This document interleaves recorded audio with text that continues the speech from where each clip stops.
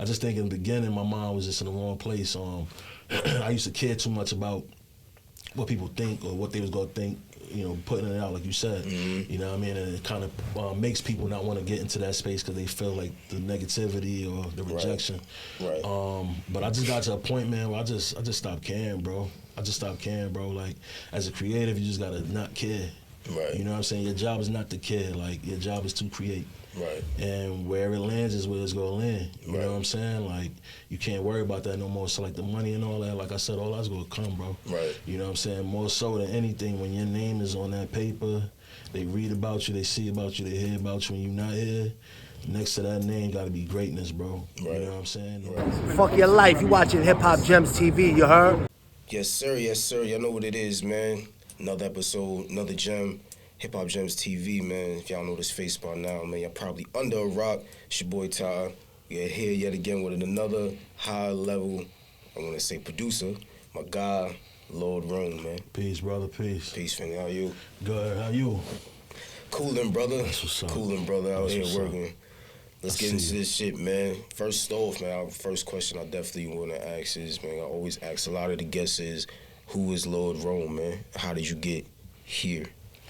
Oh, man, born in East Harlem, raised in the Bronx.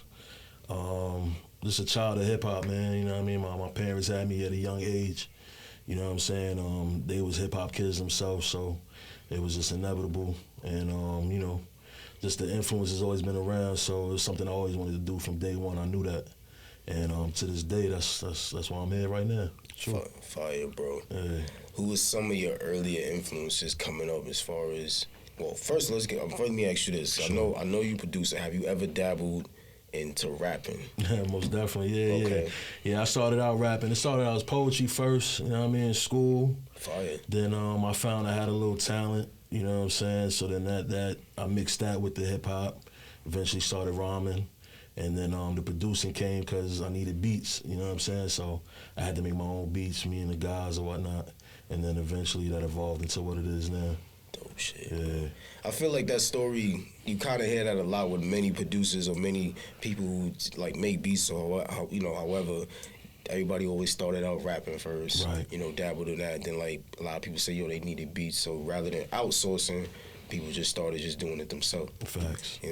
That's dope shit. So who was some of your earlier influences coming up as far as producers? Producers, Dre, the whole DRTC, Buck Wild, Diamond D, you know what I mean?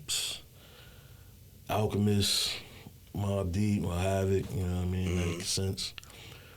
Just a lot, man. I used to pick and just choose from a lot. Like, I used to listen to a lot of West Coast beats, so, you know what I mean? The whole West Coast thing was my thing. The whole Midwest with, like, Bone Thugs, that whole sound. So just a lot from everywhere, man. I like to implement a lot of that. That's why you hear my stuff, you hear a lot of, like, really dark kind of sounding. Beats, yep. But it don't always got to be negative. It's just more so, like, I try to think about things like a movie score. You know what I'm saying? So, like, I want to lay out for the artists, for them to express themselves. So, I kind of just try to make it, like, dramatic in that sense. You know what I'm saying? And I know, listen, I got the pleasure of following on IG, so I see a lot when you post a lot of the visuals to go, like, whether it be something that you might have recorded and you add your beat to it, Right. which is dope. Where did that kind of concept come in? I just know, speaking about IG, everything's visual, bro. You know what I'm saying? So I just know, a lot of times people listen with their eyes rather than their ears. So I felt like I definitely needed something to grab the attention of the listener. And not everybody's an artist. Like, some people can hear a beat of mine and they'll spit or write or feel inspired. But some people not writers, you know what I'm saying? So they might want to see something to go with it or to make it make sense for them. So being that I kind of got that creative touch as far as, like, I do videos as well. I do Just about to get photography into as that. well. Yeah. You know what I mean? So I just try to merge everything all together and just make it work for myself, and that's how I got my name and stuff out there. Like, that, again, goes back to not having to outsource. So you be able to do what you need to do, and you even able to set your own price to be able to, like, yo, look, if anybody needs it work, Most this is, definitely. you know what I'm saying, you bringing a clientele. How did that come about? The photography, the videos, I seen you working with my brothers DRS. Absolutely. You got something going on with Shout them. out to Devon Ron. Shout for out sure. DRS, absolutely. How did that come about? With Devon or just in general? Just in general, as far as the photography the and photography, videos. It's just something I just learned over time that I just had a love for, man. Like, you know what I'm saying? Growing up, I never really had the equipment and things like that, the tools to do those things. So just over time, I started to realize as I got my hand on different things that, like, I actually got a creative touch. I felt like when I was young, I couldn't draw. So I was like, I'm not an artist, like, whatever. And I used to just put it off and put it off and put it off. And then as I got older and started to get my hands on tools, I was like, yo, I actually do got something. Like, just because I can't draw or do something like somebody else don't mean I can't create. Fact. So once I started to get into those spaces, I started to realize I actually had like something with it. And then, like I said, I just started to merge everything all together with the music and the writing, and you know, that's how I got it here. Fire shit, brother.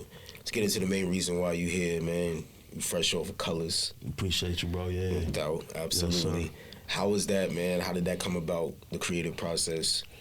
Well, with Colors, like I mentioned earlier, you know, if you listen to a lot of my stuff, for the most part, you know, it might be a little dark or whatnot, slow motion.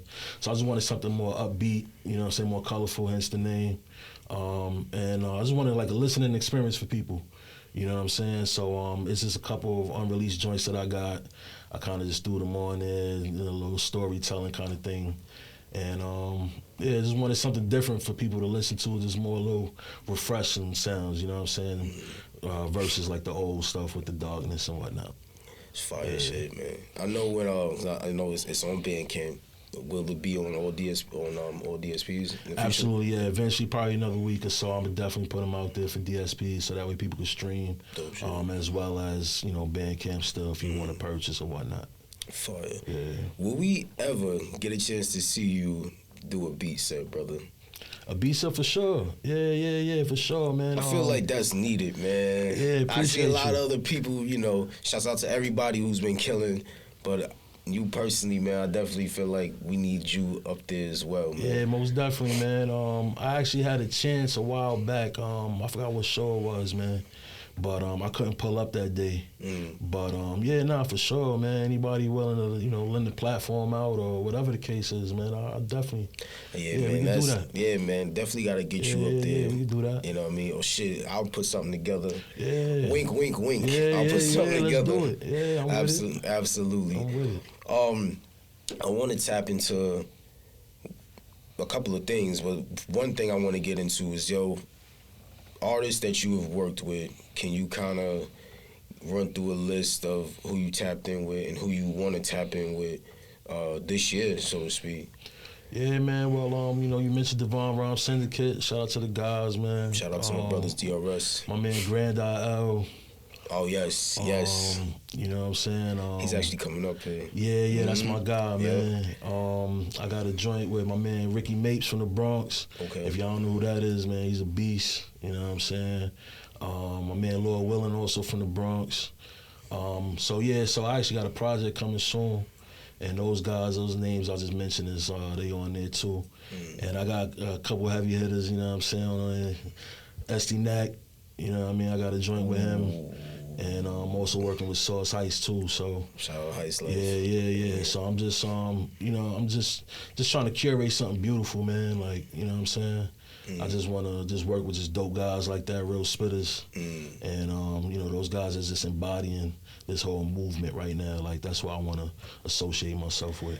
It's funny that you actually said that, bro, because, like, you know, a lot of these, a lot of those names that you named a lot of the names that you did name are, like, literally top tier and what we do, you know what I'm saying?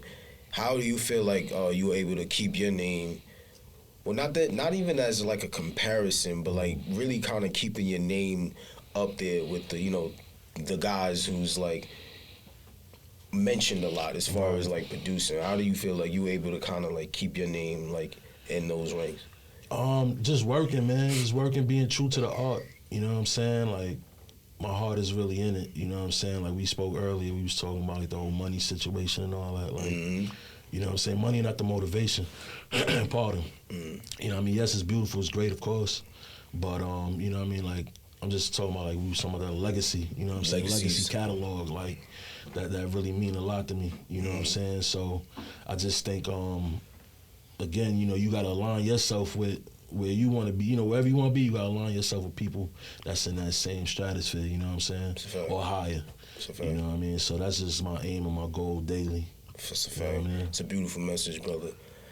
Let's jump into what can we expect from you for this year. As far as I know, you got named a couple guys you're gonna be working with. But we see another beat tape, but we get a chance to see you do some beat tapes rather. Most definitely is. So we go work on that beat set for sure. I'm definitely working on another beat tape right now. And then right after Colors is dropping, like I said, I'm dropping that Lord's Work.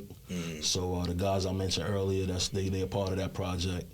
That's gonna be coming, you know, very, very soon. Some visuals for y'all, you know what I'm saying? Single coming soon too. And definitely working with a couple of his passion projects. A couple guys, like I said, my man Mapes, definitely want to do something with him. Got a couple guys in Texas that I want to work with. So I kind of got my eye and just on a couple guys in a couple regions of the area, not even just New York, that I'm willing to work with, I'm going to work with, and just drop projects all throughout the year. So just getting my name out there and just, again, catalog and legacy. Fire, brother. Wow. So at the end of the day, I feel like, even like from the conversations we was having outside, a lot of this is more art than commerce. It's more like, yo, man, we getting our shit out there. Absolutely. Everything else will come later. I want to ask you, how did you form that mindset? Because a lot of people get frustrated. A lot of people want to get paid for their work. I'm like you, I'm just like you to that in that sense where it's like, yo, you know, let's put the art out first and everything kind of comes later. Right. How did you form that mindset, getting into this space?